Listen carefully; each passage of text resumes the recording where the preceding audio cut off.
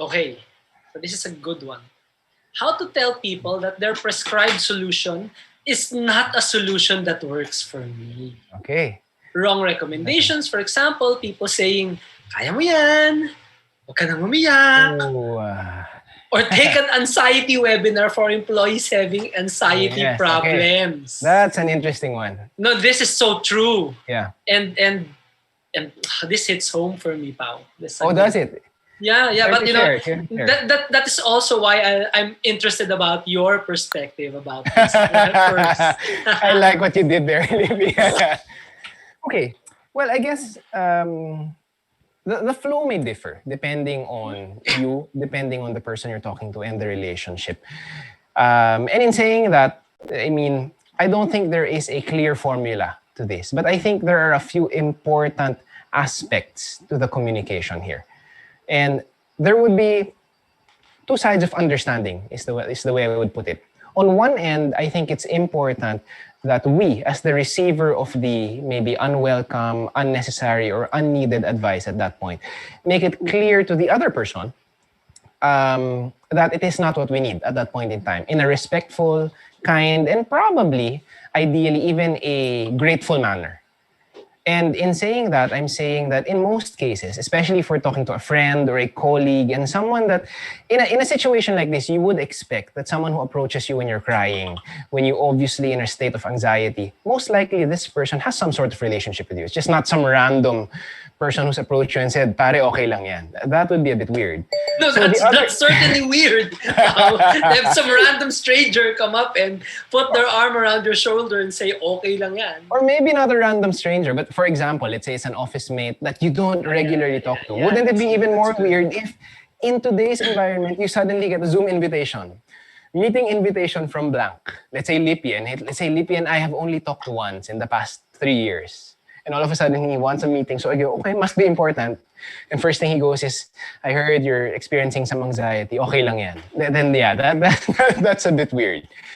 So the other end of the understanding, before I got derailed with my own comment, would have been to understand where they are coming from. Also, to understand what they mean to say. Now, when I said earlier that there likely is no formula to this, the way you approach the situation may vary.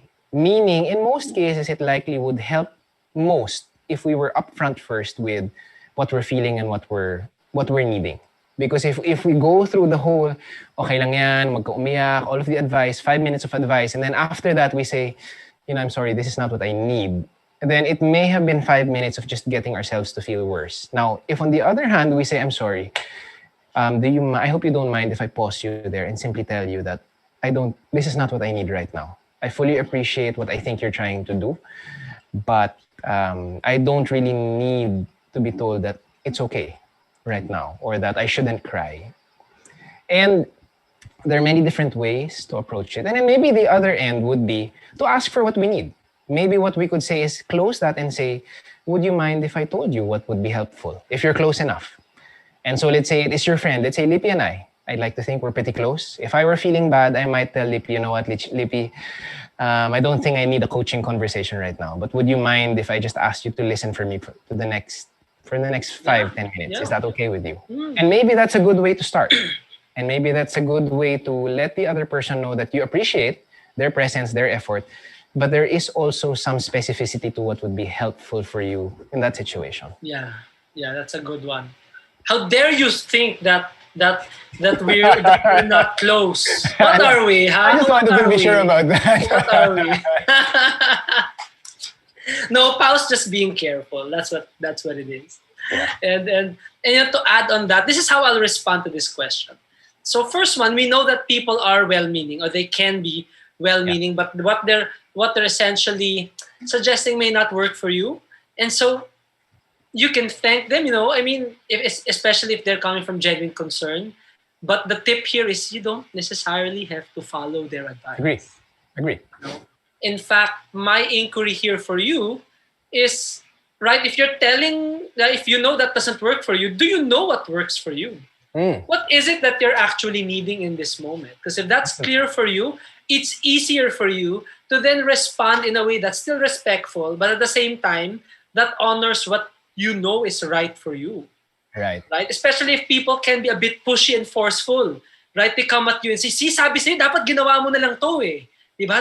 And alam mo yun, sometimes people push their advice on you and and you can respectfully say no. Or, if I'll just come out and say it, if this is a relationship that right now, if you are having a hard time saying no to, then for the moment in time that you need to give yourself what you need, then distance yourself. Could be, yes. Could be. Yeah. My point here is, are you being proactive with what you need? Are you taking charge to be able to get or create the conditions with which to be able to have that? That's a great way of putting it, I think. To have that for yourself. So, to be personal about it, I was just sharing with Pao earlier, I'm a COVID survivor. Wow. So like 3 weeks, a month ago, we were, me and my wife were tested positive, right? And I got a lot of this, na kaya mo yan, kang umiyak. I was telling my friend was telling me, wag kang umiyak, Lippy. I was like, I'm not even crying in this call. You see me crying? Wag kang, diba, right? Right. And people were saying, we'll give you space, we'll give you... I had to be brave enough to say, okay, I know that I'm sick, but I'm well enough to work. So actually what would help me right now is for you to continue to let me do the work that I committed to doing, because that will help me take my mind off of worrying. Right. That was how it was for me. For my wife, it was different.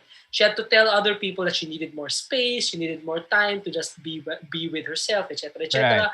Because she had a lot on her plate as she tested positive, given her workload and her role in her office. So it's really different, and it's hard for you to say no to people when you don't know what you need and what you want. That's true. Even if it's something as simple as, just admitting to yourself. People saying, kaya mo yan. What if right now you don't feel na, right. Diba? You don't feel it. Right. So just tell it to yourself. Oh nga, no, sa ngayon, hindi ko kaya. Today, maybe not. Tomorrow, maybe yes. Right? Just be honest with yourself. That's the second point, right? One is about knowing what you need. And second is also being proactive and honest with yourself. Right. Because at the end of the day, it's about having the self-awareness to accept where you are and what you need. More importantly, right? Versus having to defend yourself, if I can assume that. Defend yourself from other people, right? Maybe you got to defend yourself from yourself first. What's making it hard for you to just tell people no and allow yourself, right? To take care of yourself. If I were coaching you, that's one question I might ask you. I think, and I like what you said, Lippy, about having a sense of awareness for what you need. And also probably, maybe sometimes we don't know exactly what you need. And I think you mentioned that earlier. Then maybe in that case, it's also having an awareness for what we feel like we don't need at that moment in time. And I think that takes a sense of courage, being able to express that to a friend. Because, and I know this will be a bit stereotypical, or this will be me stereotyping us, especially us as Filipinos. But I think one of the things that we tend to fall into is a discomfort for saying no, or a discomfort for saying no, thank you, and declining. And we feel like nakakahiya naman, para ang bastos kung humindi ako sa kanya. And I think sometimes that's what actually makes things worse, because we force ourselves to take on what we know we don't need in the name of pakikisama, in the name of not having conflict. And in the 7 habits, for one, we talk about having two C's, courage and consideration. And I think that takes a sense of courage. The willingness, the strength to say, I really appreciate. As Raymond said, most people are well-meaning. So we say thank you. Thank you, I really appreciate. I can feel that you want to help me out here. So, but I hope you will also understand if I know this isn't what I need right now. Because as Lippy said, when people say, kaya mo yan, and sometimes it just isn't kaya mo yan. Or one of the favorite lines that I myself am guilty of having said many times, okay lang yan. So just no, it's not okay. Right. How dare you? Yeah, right. So exactly. Especially now in this time, I think now more than ever that I can recall in my own lifetime, at least, we hear of people passing away, and it's very tempting to tell people, "Okay lang yan, we're here." But it's not okay lang, right? When you're the person who's lost a loved one, unfortunately, it's not. And the consideration part, I think, comes in if I were to imagine myself having gone to Lippy. Let's say I called Lippy and said, "Pare, may problema ako." And I just narrated it to him. To my mind, while it may be difficult, there is also an aspect that invites us to be considerate of the person we reached out to. Because it's entirely possible that, number one, they just want to help. Number two, it also is uncomfortable for many of us. And I don't know if this is true for Lippy, but it's uncomfortable for many of us to not have a solution, to not have anything that we can do actively. Because for many of us, listening is not active. Listening feels very passive, feels very much like we're not solving a problem or putting in a contribution. So sometimes it also takes understanding that the other person, the one who's listening, the one who's trying to help, may actually also be trying to find their space. Trying to figure out, okay, this person called me, I'm supposed to do something. And I think that's one of the things that gets many of us. The feeling that I have to, I'm supposed to. Like, I'm not supposed to be anxious because I'm the boss, because we've been through this for a year. I cannot be anxious. Or, trabaho lang yan, napakaliit na bagay. Dapat kaya ko to. And, that just amps up the stress. Mm-hmm, mm-hmm, mm-hmm. And I just want to offer to everyone, a twist. So go ahead. I like to. And at the end of all of this, maybe there's something that they're saying that you can consider and try. Maybe just something small that you can try, right? Absolutely. But again, it's at the end of the day, it's your decision of what you feel will help you. Just to jump off on that very quickly, it may be a not yet now. Maybe it's not an absolute no. Maybe it's a not yet now. Not the right timing yet. Yes. All Anything right. else you'd like to add on that, Lippy? No, I'm good. I think we can. If there's no other comment from the audience and everyone who's joined us, we can have our tech guy share with us the next question. Thank you for sending. Thank you for sharing that. That was a very relevant question, I think. Yeah, and Raymond's also putting it into chat. People can be so well-meaning. You appreciate the intent, but same. Thank you for this ad. You don't need to follow their advice. Yeah. Acknowledge and just make your own decisions. Correct. All right.